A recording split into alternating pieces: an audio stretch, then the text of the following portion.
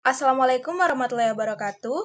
Kami dari kelompok 1, Praktikum Komputasi Statistik kelas RA, akan mempresentasikan hasil dari kode praktikum pada modul ke-6, yaitu pengembangan fungsi pada R. Untuk anggota kelompoknya, yang pertama ada saya sendiri, Esteria Rohanoli Sidoruk, dengan NIM 122450025. Selanjutnya ada Mirzan Yusuf Rabani dengan NIM 124501118. Selanjutnya ada Ahmad Zidan Wirawan dengan NIM 120450044.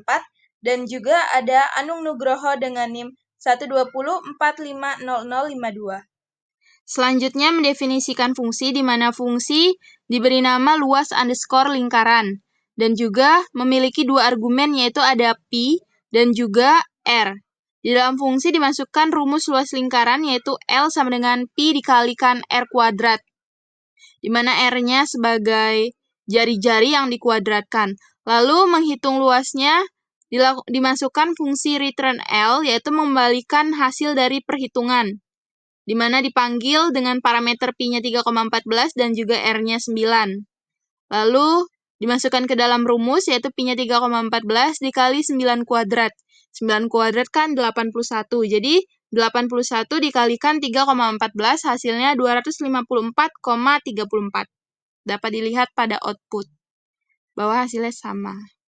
Selanjutnya pada blok kode yang kedua ada fungsi yang diberi nama luas underscore persegi underscore panjang, di mana diberikan argumen P-nya yaitu 5 dan juga L-nya 18. Tapi dapat dilihat bahwa return-nya yaitu P dikalikan dengan 1. Sehingga P-nya tadi 5 dikalikan dengan 1, output-nya yaitu 5. Dapat dilihat pada output bahwa hasilnya sama. Yang selanjutnya yaitu ada fungsi rekursi. Fungsi rekursi merupakan fungsi yang memanggil dirinya sendiri untuk menyelesaikan submasalah yang lebih kecil, hingga mencapai kondisi dasar yang menghentikan proses rekursi. Di sini digunakan fungsi faktorial yang didefinisikan dengan parameter n. N ini dapat diisi dengan angka yang kita inginkan. Selanjutnya ada kasus basis, yaitu if dalam kurung n sama dengan 0, return 1. Pada kondisi ini, kita memeriksa apakah n sama dengan 0. Jika iya, fungsi akan mengembalikan nilai 1. Dan ada diinputkan kode kasus rekursifnya, yaitu return dalam kurung n dikalikan faktorial dalam kurung n-1, yang artinya jika n tidak sama dengan 0, fungsi akan memanggil dirinya sendiri dengan n-1 dan juga mengalihkan hasilnya dengan n. Proses ini akan berulang sampai mencapai kasus dasar, di mana n sama dengan 0. Fungsi akhirnya mengembalikan nilai 1 itu sendiri. Lalu diprintkan faktorial 7. Faktorial 7 yang artinya 7 faktorial, perkalian menurun, faktorial 7 dikalikan 6 dikalikan 5 dikali 4 kali 3 kali 2 kali 1. Hasilnya dapat dilihat pada output yaitu 5040. Jadi secara keseluruhan kita dapat melihat bahwa fungsi rekursi ini memanggil dirinya sendiri, di mana yang pertama kita telah mendefinisikan fungsi yang diberi nama faktorial, dan pada kasus rekursif fungsi si faktorial itu tadi kita panggil lagi di dalam fungsi yang telah kita definisikan sebelumnya. Nah, selanjutnya adalah pemrograman berbasis objek pada kelas S3. Nah, yang baris kode yang pertama itu fungsi mahasiswa ITERA digunakan untuk membuat objek dengan dua atribut, yaitu nama dan umur. Objek ini kemudian disimpan dalam list mahasiswa dan kelasnya diatur sebagai mahasiswa pada baris di bawah. Kemudian fungsi ini mengembalikan objek MHS. Nah, kemudian baris kode selanjutnya yaitu kita print mahasiswa, yaitu kita mencetak objek kelas dari si mahasiswa ini. Fungsi ini menerima parameter P lalu mencetak atribut nama dan umur dari objek yang diberikan. Kemudian di bawah kita panggil MHS1. Ini objek MHS1 ini dibuat dengan memanggil MHS ITERA dengan namanya yang ditentukan itu Ailis dan umurnya 30 tahun. Kemudian ketika print MHS1 dijalankan, mahasiswa secara otomatis dipanggil untuk menampilkan atribut nama dan umur dari objek MHS1 yang sudah diutarakan di atas. Nah, hasil kodenya akan mencetak namanya Elis dan umurnya 30 tahun. Selanjutnya akan dilanjutkan oleh teman saya. Baiklah, di sini kita akan memasuki kelas S4.